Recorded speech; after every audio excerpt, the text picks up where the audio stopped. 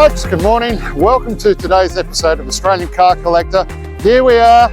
Once again, it's the middle of winter. We're in southeast Queensland.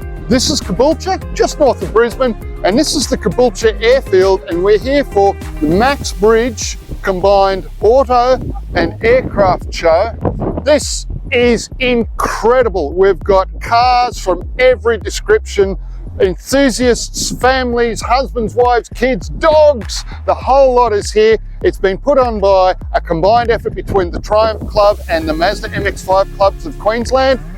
Fantastic day, lots of people, lots of things to see and do, and some aircraft thrown into the bargain.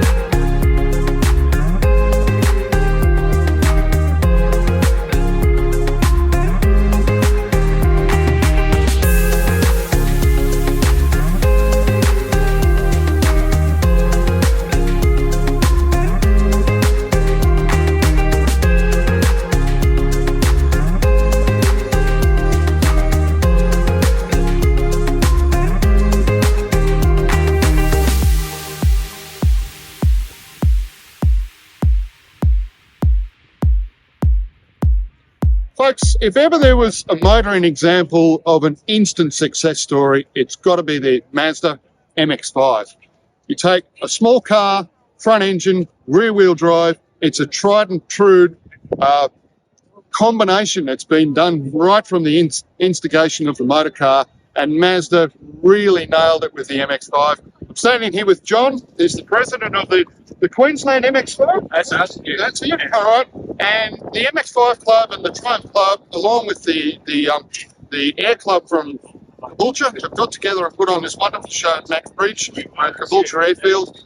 John, tell me about the club, mate. How long's it been going for now? Well, the club had its 30th birthday a couple of years back, so we've been around, give or take a year, for as long as MX-5's been around. Right. We still have some members who joined at day one. So, Is that right? Yeah, so it's one of those, the phenomenon is because the cars are so good, Sure. in the current market, that people don't move on to something else, so they stick with them, and they're an easy car to have. Yeah. Whereas some of the classics, clutches get heavy, the gearboxes get notchy, and hips and knees get old. Right. Whereas with the MX-5, it doesn't happen. They're a user-friendly car. They still have all the proper dynamics of a good performance car. Yep. But they're ownable. They're accessible in the first place to buy them. They're not expensive, and they're easy to keep on the road. Right. And I noticed too, just looking at some of the cars today, they're also, I don't know if easy is the right word, but they are eminently modifiable as well. Oh, yes. Yeah. And there are a couple here that are original, but most people have done something to their cars. It was very difficult putting up a concours class for standard cars because we didn't get the entries. Right. Okay. So we had slightly modified and then heavily modified, and then we had most extreme. I love it. That's brilliant. And so the demographic of the people who joined the club, what do you find? A 17-year-old to 80-year-old. Oh, really? But the majority are probably people who've had their family and now got a bit of financial flexibility and don't need a child seat in the back after all. So it tends to be 45 plus, or up to 25. Yeah, right. And a lovely little car that's reliable, handles well, comfortable, safe. Oh, yes. Yeah, 4-star, 5-star, and cap for the later ones. I'm not sure what the ratings were for the early one. Great advice. Well, look, John, thank you so much for all the hard work that you put into the event. I think it's just to be able to keep an event like this ticking along, keep it moving, but not just that, it's actually expanding now too, as we can see by the amount of people here today. Well, it's wonderful. Yeah, because one of the things about an event like this is that our partners running the event, the Torero Club, Triumph Sports Owners, find it difficult to actually put the whole event together, because it is a big moving piece. Whereas the MX-5 Club's got a good membership base, a lot of volunteers, so we've been able to help. And basically, an event that may not have survived another 10 years is now going to hold its survival. Right. So it's important for us that we put back and have fun like this. I hope you get a chance to get some shots of the warbirds and those sorts of things. We've actually been invited into one of the hangars, so we're looking forward to bringing that to everyone as well. Yeah. Mate, thank you so much for the chat. Really enjoyed talking to you, and I think what you've done is just fantastic. Thank you very much. Thank you.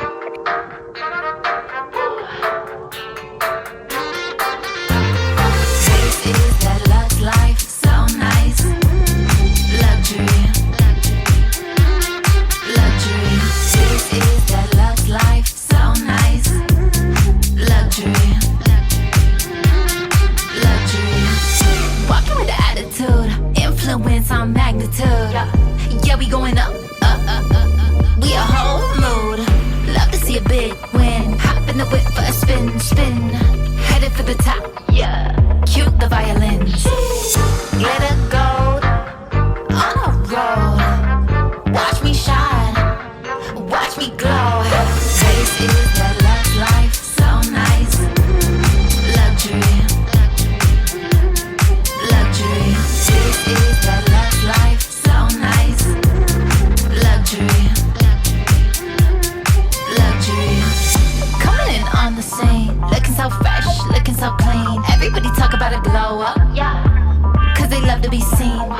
Baddest in the whole crew, so fly, so new. Get that bag, money green. Out with the crown, I'm that queen. Glitter gold on a roll. Watch me shine, watch me glow. This is that love life, so nice. Luxury. Luxury. This is that love life, so nice. Luxury. Luxury. Luxury. Luxury. Luxury. This is that love life, so nice. So nice. Luxury. This is that love life, so nice. So nice. Luxury. So nice. So nice. Luxury. So let me tell you a little story about Jag here. I've been a Jag nut since I was a kid, and my first Jag that I bought was a 1965 S-type Jag, which was 4-door sedan, still got. So I'm 20-something. The car's in a workshop. It's been there for a month or more to have the front end rebuilt on the thing. And I had planned on meeting my girlfriend at the time then in Port Macquarie, New South Wales. The car's in a workshop in Brisbane, and it was not going to be ready for me to take that trip. So the guy who owned the workshop, and he'll know who he is because he's still around in Brisbane, said, hey, you can take my car down. And I'd been driving his Mini Moke around for a week. And I said, mate, I'm not driving your Mini Moke down to Port Macquarie. And he said, no, I meant my Jag. I thought, oh, wow, he's got an old XJ6 or some old clunker, that'll do. He gave me the keys to the car, told me where his house was, and there I am. And I pushed the door up on his house, and there's one of these sitting in his garage. So I spent the next 2.5 days driving down and back to Port Macquarie in the most beautiful Jaguar XJS V12. Get to port, the girlfriend just goes, wow, that's fantastic. We had the best weekend driving around in that car. So Murray, thank you so much. It was an experience of a lifetime, and it made me fall in love with Jaguar even more. So folks, look, a couple of Jags here. This is, if you're looking at, if you don't know much about the XJSs, you notice headlights here. This is the European version. For some reason, the Californians have to be somewhat different. So this is the American version of it. It's up to everyone as to which styling they like more. I prefer this one. I think it's just a little bit out of the box. Fantastic looking car.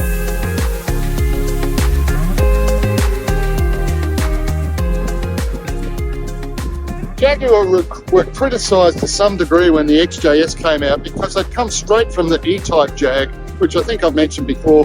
Enzo Ferrari is quoted as saying the E-Type was the most beautiful car ever made. Then they went to an XJS, which was more of a Grand Tourer than the E-Type was a sports car. But in itself has now become a timeless classic. Just the lines of this car, especially in British racing green with a tan interior, oatmeal in Queensland weather. Imagine cruising up to Noosa or down to the Gold Coast in something like this. What a wonderful day out. We have a Daimler derivative of it. This is a cabriolet, not a cabriolet, but it's a C. It's a 2-door, really quite a rare car. Lovely car. It is, he says, yes. XJC in a Daimler. Beautiful. Jaguar only bought 2 in Australia. And you got one. It's about 18 years now, but I've got Well done. Love it. Just a gorgeous car. something to say. Want to buy it? Oh, I'd love to. Yeah, okay, here we go. I'm going to do a fundraising thing. I want to buy this car of this man here. Yeah. absolutely. Not a Do I want to buy it? What a question. I'm the 4th owner of the car. You might have 10. Hello, Ben. I'd love to be the next. Graham, G'day, mate. Hey, Ben, how are you? Love it, mate. I take the money, he does the negotiation. Oh, is that right? Okay, you're the accountant. Yeah. Very Yeah, good. that's right. Yeah, Very it's an good. unmolested body. It's lovely, mate. How long have you had it? I've had it about 15 years. Put it in New Zealand. The bloke before me had it 25 years. I know the full history of that car. That's gorgeous. And have you had to do much to it? No. So it is as was. Apart from the engine, I rebuilt the engine about 2 years ago Right. because it was done in the centre of Hamlet. But it's got a brand new rebuilt engine in it, so it's ready to go. So 4.2. 4.2 there. Yeah, lovely. Beautiful car. Yeah, it's a lovely car. Fantastic. I've got an XF at home, which is a late model Jag. Okay. That rides just as well. Passenger seat comes small. Was it? Oh, really?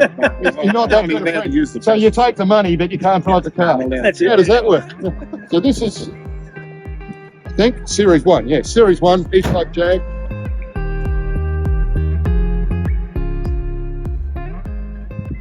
Just an amazing shape. Talk about timeless classic. Wow.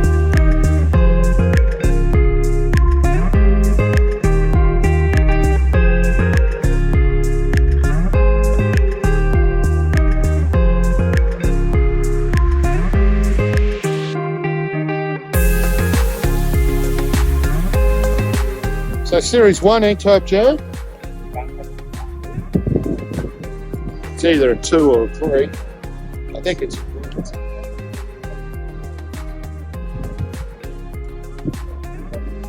This is an example of how on earth do you get a big engine into a relatively small car. It is a Series 3, and there's the V12 to prove it.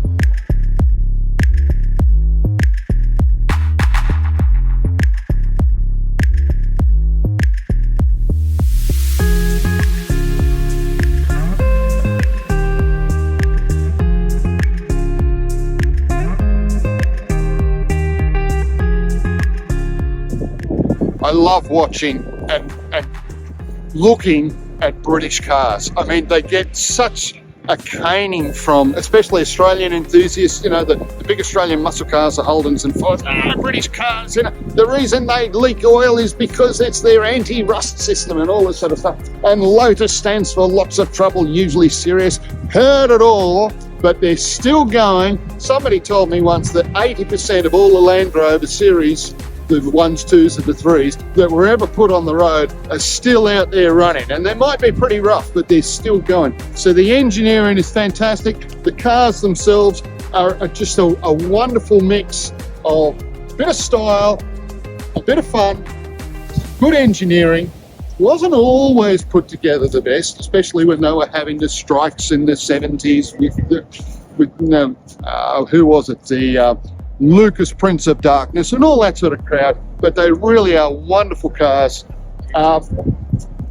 Look, try one, get in one, have a bit of fun with it. Jags, Lotus, MG, just try it. Even some of the Morris, the Oxfords, all these lovely old cars, they're still out there. Morgan, what a fantastic car that is. Get out there, talk to the owners who drive these things, and you'll fall in love with them too. They're just beautiful.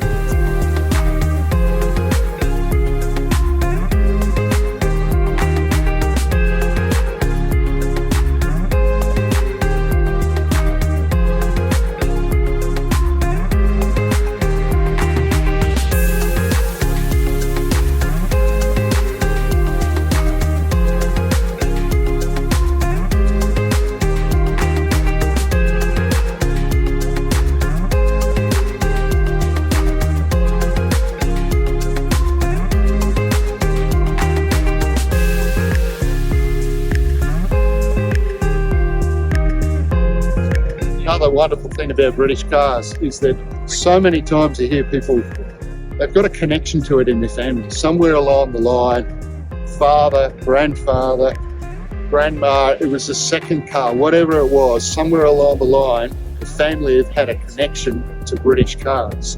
Whether it's because we're all come from convict stock or what, I don't know. But somewhere along the line, you're bound to find a family there's been a stable of British cars in the family somewhere. Fantastic things.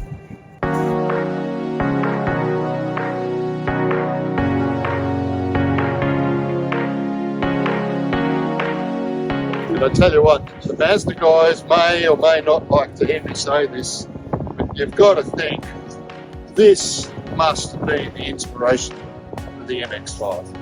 Really.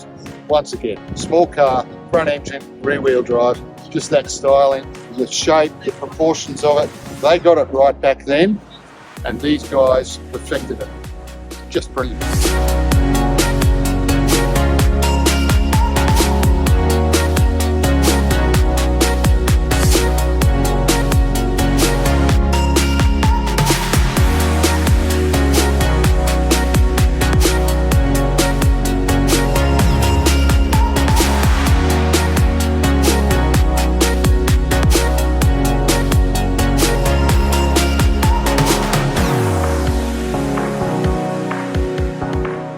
This was a very good year, 1967. Good things come from 1967.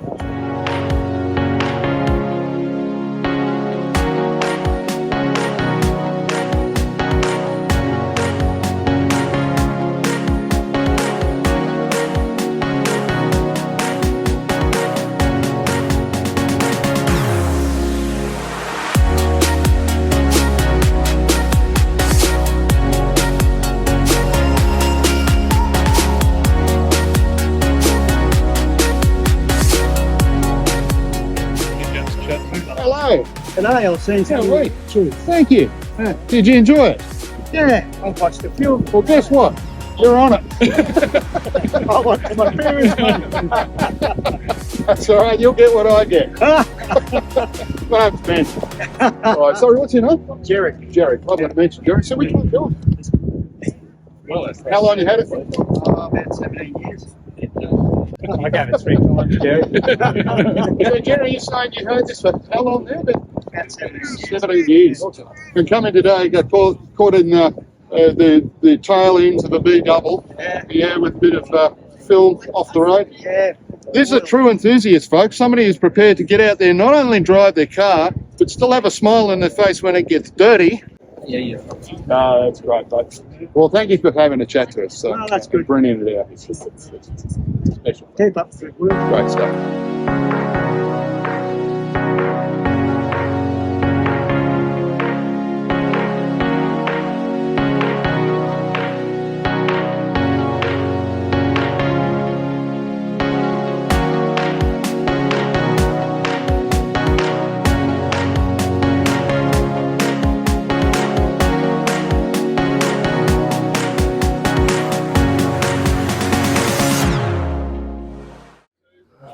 Folks, one thing I thought I'd never end up doing on Australian Car Collector is taking things to lofty heights. And what I mean by that is avionics.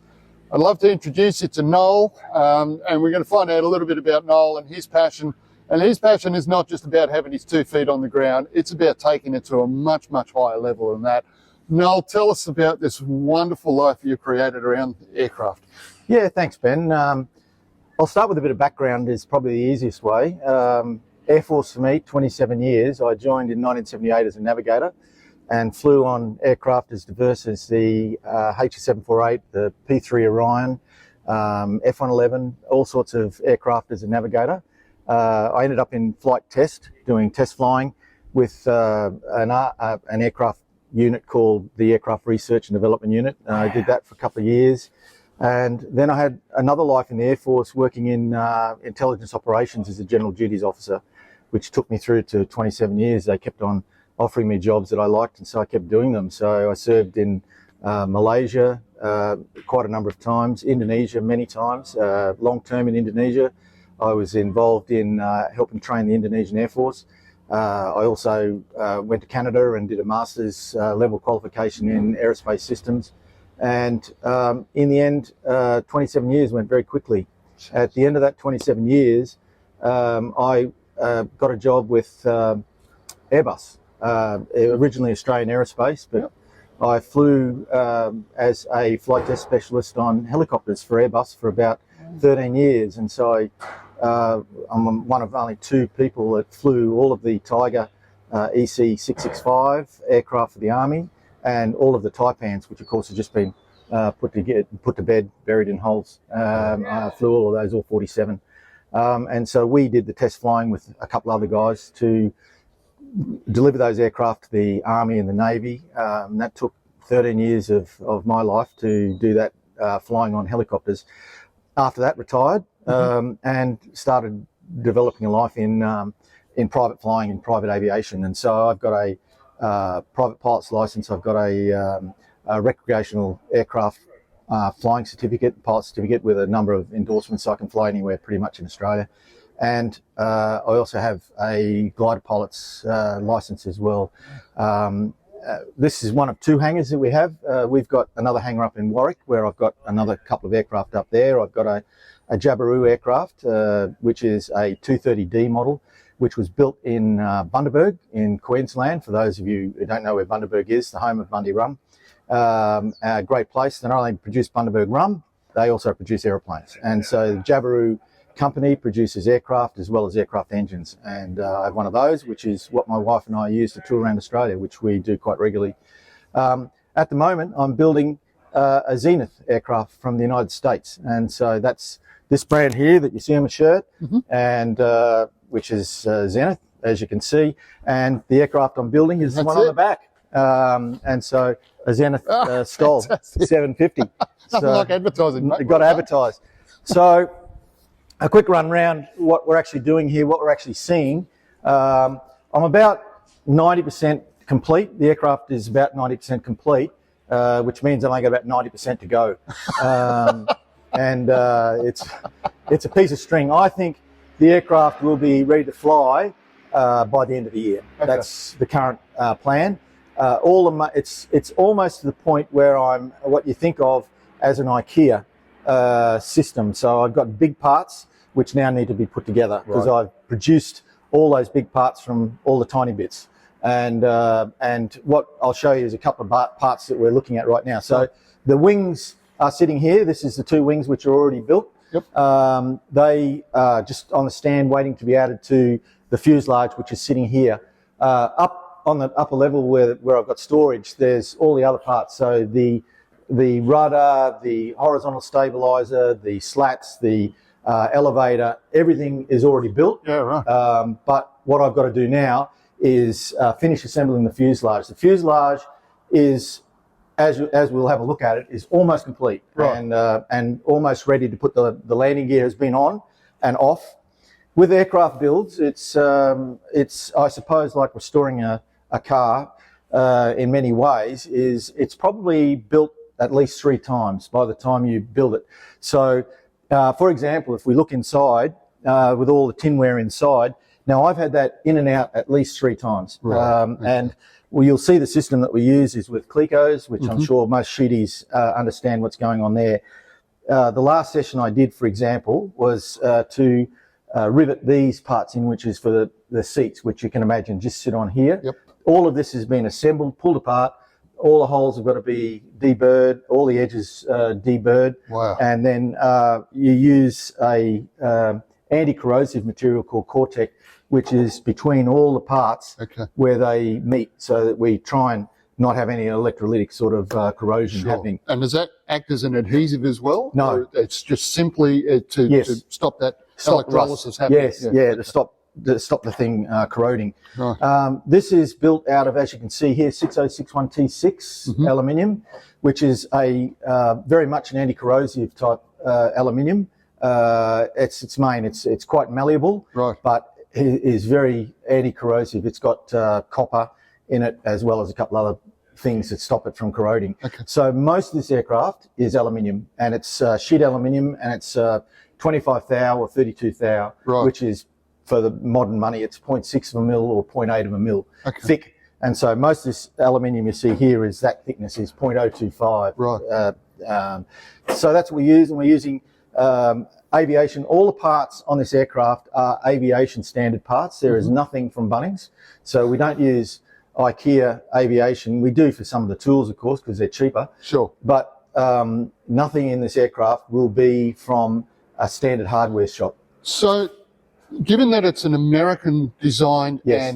and pressed kit, Yes. is that right? It is a kit, yeah. So you purchase it, you bring it into the country, and Yep. then you assemble it yourself. Yeah. The requirements from an Australian avionics point of view, Yeah. do they match up very closely with what the Americans provide? Very much so, because the Australian CASA works very closely with the FAA in the United States, Right. the Federal Aviation Authority over there.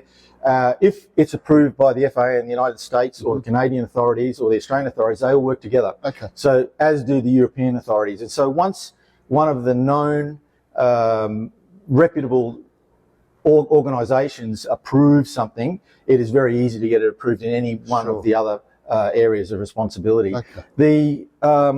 This aircraft, I'll take you over to the plans. This is actually built to the plans, and so you're building it to the plans. And so I've got the plans.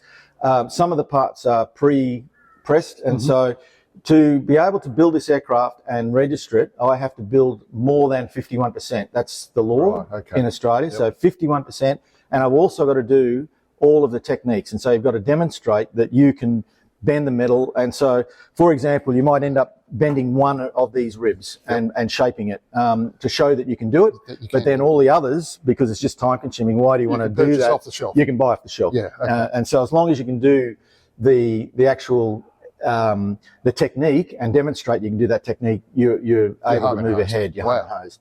And so, for example, you can see that a part like this one here comes pre-bent, ready to go. Yep. And you just have to put it in place, drill it to the right size, disassemble it, deburr it, put it back together again, Right. check position, and then you may have to take it out again and redo it. For the past probably 2 weeks, I've been working on the controls, which is what you can see here. I've got all the controls are under here. So I've spent quite a couple of weeks. So this is the controls for the elevator and for the ailerons. And so the ailerons are the things on the wings that change the lift of the wing, and so which give the aircraft the ability to go up and down. And the elevator, which is this control in this direction, is the control on the horizontal stabilizer on the back of the aircraft that does this. Okay. And so that moves the nose up and down. Right, So gotcha. that's the control that does that. And the pedals, which you see under there, which I fitted about a week ago, it's got main wheel brakes, hydraulic brakes, and what they do is change the position of the rudder. So you've got that vertical fin, and the rudder does this. Well, that's what those pedals do. They control that. And so this is a full 3-axis aircraft. It can be registered either with the Recreational Aviation Authority in Australia, or it can be registered as a standard VH registered light aircraft. Okay. Either or. So now, it went like, okay, I'm going to try and bring this back to something that us mere mortals can understand. If somebody wants to build their own house, Yeah. they get an owner builder's license, they do a course, Yep. they do some research, and they say, this is what I want, maybe an architect that's involved. Either way, it's inspected by some authority at various steps down the line. Yep. Foundations are put in, somebody comes along, takes some photos. Yep. Yes, it's done well. Congratulations, move on to the next step. Yeah. What happens in terms of aircraft build? Yeah, anyone in Australia, if they want to, can build an aeroplane. Yeah, and you can build an airplane out of whatever you want, and you can fly that aircraft as long as you don't fly in controlled airspace, and you don't want to use a registered airfield or anything like that. You can just Take off from your own paddock somewhere. Yes, you can. Sure. And as long as you don't fly in airspace that is controlled, you're allowed to do that. Right. There's nothing stopping you from doing that. If you want to kill yourself, go right ahead. But what they it comes down don't. to. That's what it comes down to. Just don't kill anybody else. Okay. If you want an aircraft that can be registered, like this aircraft is going to be, where I want to fly it from registered and certified airfields, then it's got to go through a process. That process is there's a couple of ways you can do it. You can either go through the Sports Aircraft Association of Australia, or you can go through the Recreational Aircraft Association. Either way, the aircraft will be registered in a different branch of aviation. Right. I've chosen to build this aircraft through Recreation Aviation Australia because it only has 2 seats. Okay. And so RAA is limited to 2 seats, amongst other things, but it's much easier for me to do that. So this aircraft only requires 3 inspections by a level 2 mechanic. I'm a level 1 for this aircraft when it's built. I'm also a level 2 for Jabiru aircraft, but I can't inspect this aircraft. Your own, yeah. Well, it's not that I can't inspect my own, it's that I haven't got the metalwork side of it for the L2, the level 2 authorization. So another guy who is metal specific comes and inspects it. I require 3 inspections by that guy, which has a very small cost to it. And the 4th inspection is from a higher level engineer, if you want to think of it like that. So if you think of it being a tradesman that does the first 3 inspections and an engineer does the final 4th inspection, that's the only inspections that are required. We then go through a process of paperwork, and then the aircraft is then under basically my recognizance as the builder. And so I'm the one that's certifying this aircraft. Sure. And so I'm saying that this aircraft is fit to fly. These other people have said it is built in accordance with as it should be. And they then advise and say, we think you should do this, we think you should do that. And only a fool would not do those things. Of course. And so that is where it goes, and then you can fly it. And then this aircraft, because it is a known plan and it's built from authorised plans from a company, it will require 25 hours of test flying from Caboolture, which is my home airfield here. After that 25 hours, it will be allowed to fly anywhere in Australia. Wow. So that's where it is. This, I'll just show you the engine that's going to go in it. This is interesting for a lot of people, particularly the people on the ground. That engine there, that's sitting there, that's a Jabiru engine, which is an aero engine. That came out of my Jabiru and was replaced with the next generation of engine. So a very similar engine, but a more modern one. And so to put it in sort of car speak, Yes. what capacity engine? Okay, so that's a 3300 cc engine, which produces 120 horsepower. Right. It weighs about 80 kilos with all the bits on it. So they put out a lot of power for weight. Yeah. This engine here is based on a Honda engine. So this is different. That's an aero engine and a certified aero engine. This engine is a automotive engine. And so this is a 1.3, it's a 1300 cc engine that has got EFI and everything else on it. And it was out of a Honda in the United States that did 8 kilometres. Okay, so it's a brand new It's a brand new engine. crate motor. Yeah, basically. it is. I don't know what car it was out of because the company that I bought it from is called Viking, and it's called Viking Aero Engines. They take those engines, do some minor things to the engine. They add their proprietary gearbox to the front because this engine that gives you your drive. Yeah, that's right. Yeah. So this engine peaks out at about 130 horsepower at 5,400 RPM. Right. We want the propeller to turn at about 2,700. Okay. So it's a 2-to-1 reduction on the shaft. Stepping down. Yeah, and this is full electronic. This engine has got full electronic control. Yep. The whole thing, full EFI, the lot, Yep. and that's proprietary as well. And it's aftermarket, if you want to think of it like that. Produced by the Viking company in the United States. And what fuel? Obviously petrol. But yes. What octane level? Okay, this will run on premium. Okay. That one on what we call in the aviation industry MOGAS, because it's from motor cars. Right. That one is not. This is 100 low lead.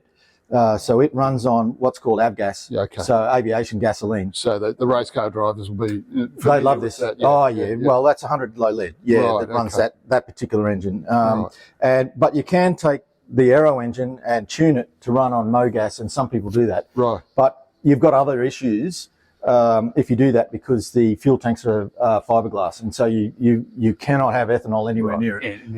Anywhere near it. And so in an emergency you might use it, but then you've got to clean the tanks out and do all sorts of stuff. You just wouldn't do it.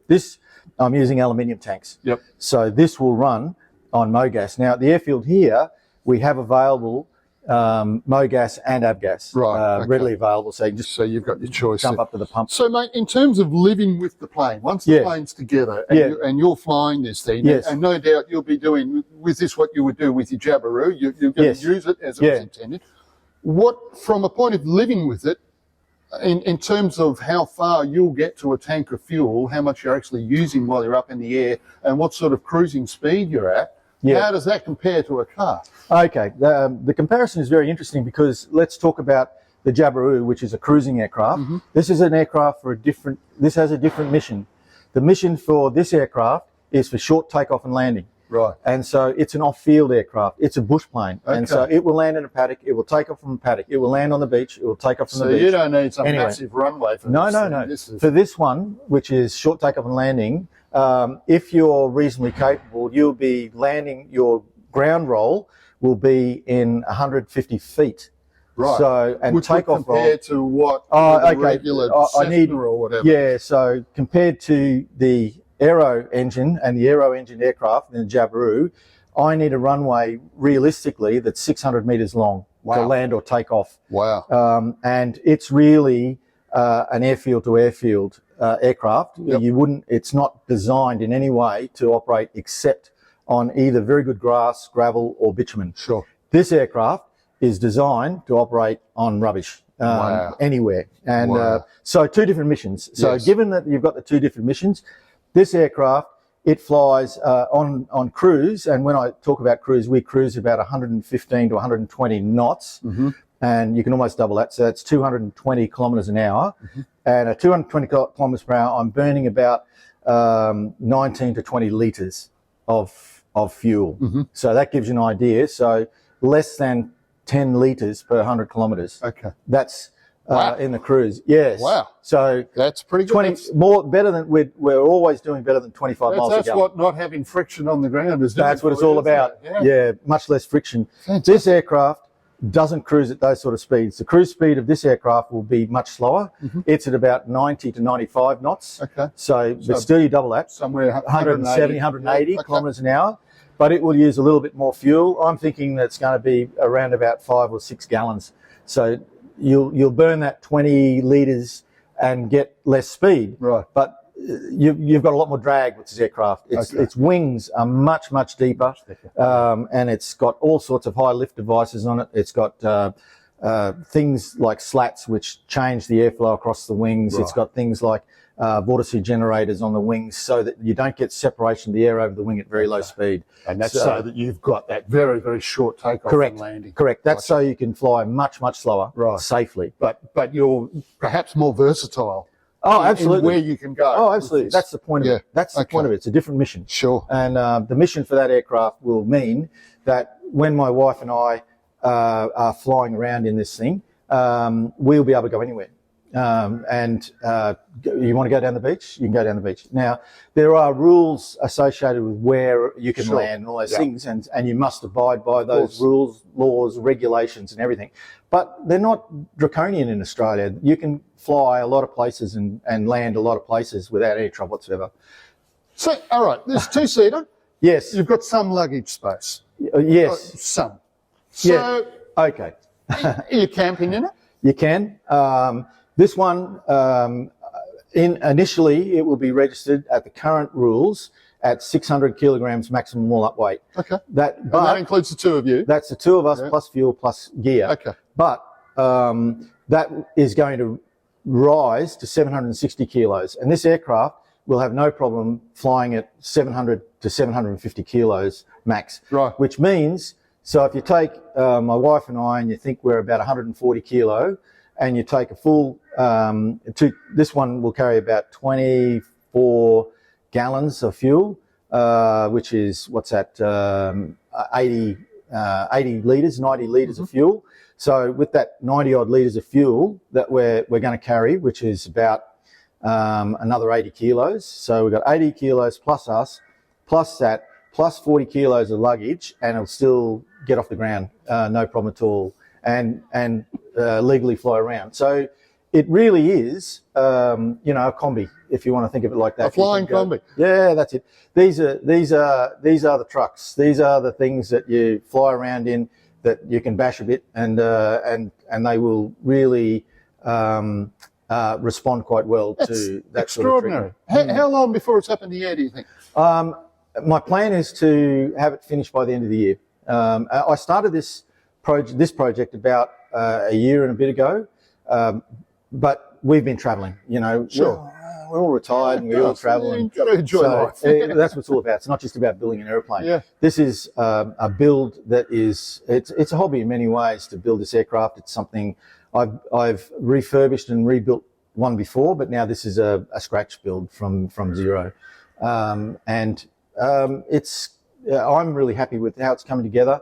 I've had it inspected twice already, and the inspector's very happy. They're all happy with it. Very happy, yeah. So we're all. You'll have going people knocking at your door, say, "Come and build me one." on. They can build their own. Yeah, Build your own.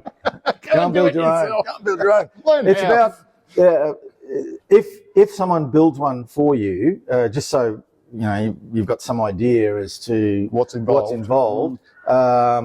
There are people that would probably charge you 50 or 60,000 Okay. to build one. Yeah, So all if right. you went and bought the kit and said, "Build it for me," I know a guy who is charging that sort of money, 50 to 60,000, to build one. Look, compared to a car restoration, that's not too bad. That's No. pretty cool. To be honest, building aircraft and flying them is not much more expensive than cars. Right. My hierarchy has always been boats Yep. are the dearest. Right. People don't recognise that, but boats are the dearest Sure. because of the corrosion issues, engine, everything else.